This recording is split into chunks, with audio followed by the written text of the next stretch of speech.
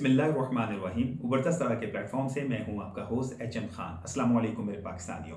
बहुत ही अहम टॉपिक और ख़ास तौर पे उन लोगों के लिए जिनकी प्रोडक्ट बाहर के ममालिक से आई हुई है या आने वाली है, या वो लोग जो कि खुद इंपोर्ट कर रहे हैं, यानी पाकिस्तान से किसी भी ऐप या वेबसाइट से ऑनलाइन ऑर्डर वो दे चुके हैं लेकिन प्रोडक्ट पाकिस्तान में आकर फंस गई है। अब प्रोडक्ट फंसी हुई है, कुछ समझ में नहीं आ रही इसकी क्लियरेंस कैसे होगी, क्योंकि आपने जो रूल्स एंड रेगुलेशंस हैं उनको फॉलो नहीं किया, जस्ट ऑर्डर कर दिया, या आपके जो भी यार दोस्त या लवाहिकीन बाहर के ममालिक हैं उन्होंने एज ए गिफ्ट प्रोडक्ट को भेज दिया है, लेकिन प्रोडक्ट यहाँ आकर फंस गई है और अब क्लियर नहीं हो रही। वो क्लियर कैसे होगी, अभी तो ये क्वेश्चन मार्क है। लेकिन इसी दौरान कुछ वाकयात ऐसे हो रहे हैं जिनको मैं हाईलाइट करना चाह रहा हूं, और आज की वीडियो का मकसद भी ये है कि आप लोगों को समझाना कि इंपोर्ट में ऐसा भी होता है। आपने डिफरेंट स्कैम्स के बारे में सुना होगा जो कि आजकल हमारे साथ और हमारे गिरदोनवा में लोगों के साथ हो रहे हैं, लेकिन ये एक ऐसा स्कैम है जिसके मतवातर वाकयात मेरे नॉलेज में आए हैं। उनमें से कुछ वाकयात ऐसे हैं जो कि समझ से बालातर है कि ये कैसे हो रहे हैं। नए आए हैं तो चैनल को लाजमी सब्सक्राइब करें, बेल आइकन पे क्लिक करें और दोस्तों के साथ शेयर करें इंपोर्ट एक्सपोर्ट के बारे में मुकम्मल मालूमात जो इससे पहले ना आपने कभी सुनी है ना कभी जानी है, सिर्फ हमारे ही चैनल पे मेरी प्लेलिस्ट पे मौजूद है। दो तरह के वाकयात हो रहे हैं। एक तो वाकया उन लोगों के लिए जो कि पहली बार इंपोर्ट कर रहे हैं और उन्होंने अपनी प्रोडक्ट को किसी भी सोर्स से मंगवा लिया है, फ्रेट फॉरवर्डर के थ्रू भी मंगवा लिया है। बजाते खुद मेरे साथ या मेरे कस्टमर्स के साथ ये वाकया हुआ है। उसमें इस तरीके से है कि प्रोडक्ट आ गई है, बाय एयर आई है, बाय रोड या बाय सी। जब हम उसको डिलीवर कर देते हैं कस्टमर तक वो पहुंच जाती है, उसमें चंद पीसेस निकाल लिए जा रहे हैं।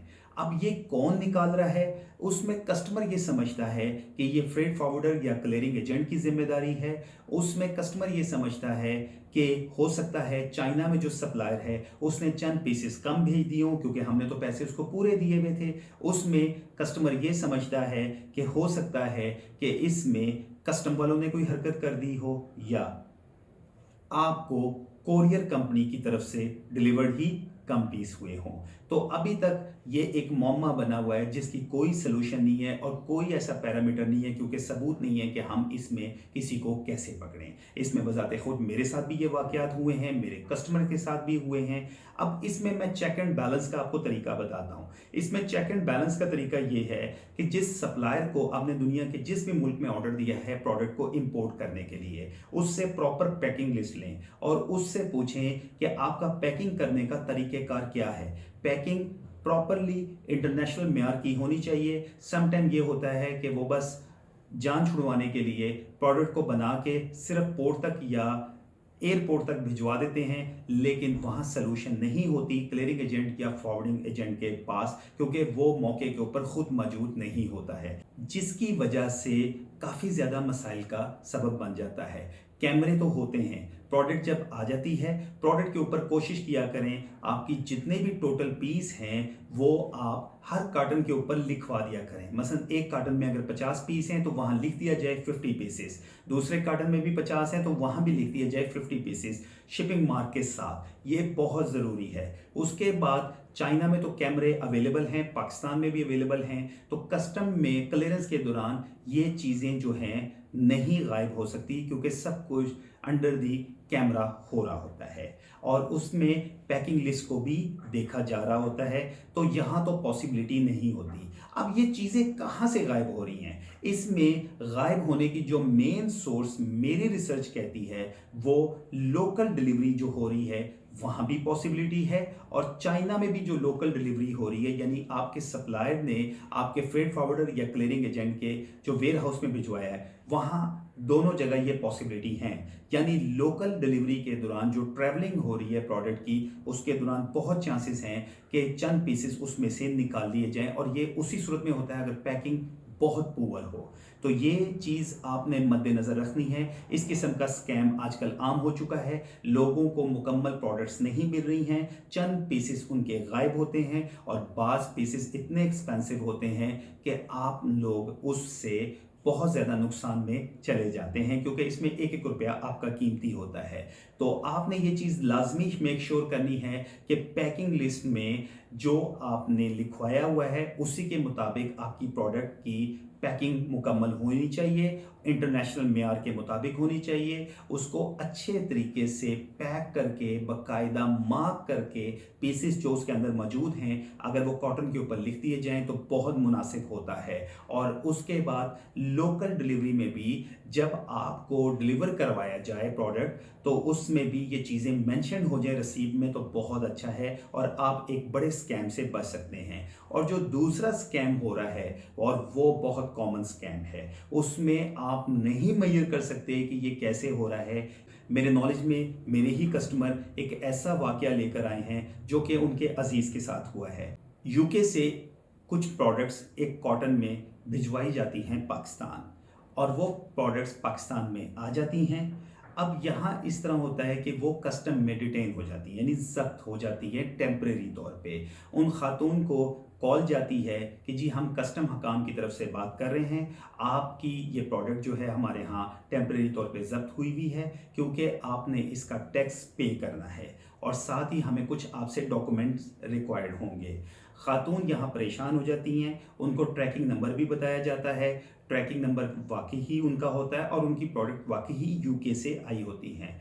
अब उसमें होता इस तरह से है कि वो जो साहब उनको कॉल करते हैं वो कहते हैं कि अगर आप अपनी प्रोडक्ट की क्लियरेंस करवाना चाहती हैं तो आप लाहौर एयरपोर्ट पे बजाते खुद आ जाएं, यहाँ पड़ी हुई है। और वो प्रोडक्ट एक मशहूर कोरियर कंपनी के थ्रू आई होती है और वो साहब भी उनको कॉल करके बता रहे होते हैं। मजीद सबूत के लिए उनको कॉटन की भी पिक्चर भेज दी जाती है और वो वाकई उनका कॉटन होता है। ट्रैकिंग नंबर से भी वो उसको चेक कर सकते हैं कि वो वाकई ही लाहौर एयरपोर्ट पे मौजूद होता है। अब यहाँ वो साहब उनको कहते हैं कि मैडम लगता है आप आ नहीं सकती, तो आप ऐसा करें इसकी जो टैक्स लिस्ट वगैरह की वैल्यू है वो मुझे भिजवा दें, मैं उसको पे करके आपको प्रोडक्ट जो है आपके घर में डिलीवर करवा देता हूँ। और वो इस तरीके से बात कर रहे होते हैं कि खातून जो हैं वो मान जाती हैं। अब यहाँ सिलसिला एक नया शुरू होता है, वो इस तरह कि वो साहब अपने इजी पैसा के अकाउंट में कोई 35,000 रुपया उन खातून से मंगवा लेते हैं। मेरे पास इसके बाकायदा सबूत भी मौजूद हैं और पता नहीं ये कितने लोगों के साथ ये मामला हो रहा है। उसके बाद ये होता है कि उनका नंबर बंद हो जाता है और प्रोडक्ट उनको जो बताया जाता है कि 2 दिन में डिलीवर हो जाएगी, नहीं डिलीवर होती है। वो खातून अब परेशान होती हैं क्योंकि प्रोडक्ट डिलीवर नहीं हुई है और उनको प्रोडक्ट के बारे में नहीं पता चल रहा। वो कोरियर कंपनी को कांटेक्ट कर रही हैं, वो बता रहे हैं कि जी अभी कस्टमर डिटेन हुआ है, कस्टम वाले जब उसके डॉक्यूमेंट्स हमारे हवाले करेंगे तब हम आपको इसको डिलीवर करेंगे। पता उनको भी नहीं होता कि उनके साथ क्या खेल रचाया जा रहा है। फिर उसके बाद एक और कॉल आ जाती है, वो कॉल के दौरान उनको तसल्ली देते हैं और कहते हैं जी हमारी अपनी ज़ाती एजेंसी है, हम यहाँ से आपका माल जो है वो क्लियर करवा के आप तक पहुँचा देंगे, आप इसमें फ़िक्र नहीं करें, लेकिन आपके साथ जो भी हुआ इससे पहले स्कैम हुआ है, हम आपकी मदद कर देते हैं, अब आप हमारी इसमें जो चार्जेस हैं वो हमें पे कर दें। वो खातून कहती हैं जी मैं इतना पे नहीं कर सकती और उनसे अब तक 91,000 रुपया लिया जा चुका है और प्रोडक्ट भी नहीं मिली है। अब इस तरह के स्कैम से कैसे बचना है? बहुत आसान तरीका है। कोई भी नुमाइंदा बन के आपसे कॉल करे या घर आके आपसे बात करे तो आपने उसको कहना है हमें डॉक्यूमेंट्स दें। जब डॉक्यूमेंट्स आपके पास आ जाएंगे तो आपने उनको कहना है कि इसके लिए हम देखते हैं, या तो कोरियर कंपनी से डायरेक्ट खुद जाके मिलते हैं या कोई एजेंट करते हैं, हम इस प्रोडक्ट को खुद क्लियर करवा लेंगे, या कस्टम डिपार्टमेंट में आप खुद चले जाएं तो ये ज़्यादा बेहतर है, आपके पैसे भी काफ़ी बच सकते हैं। अक्सर लोग कस्टम डिपार्टमेंट में जाने से हिचकिचाते हैं, अगर आप खुद चले जाएं तो पैसे काफ़ी बच सकते हैं आपके।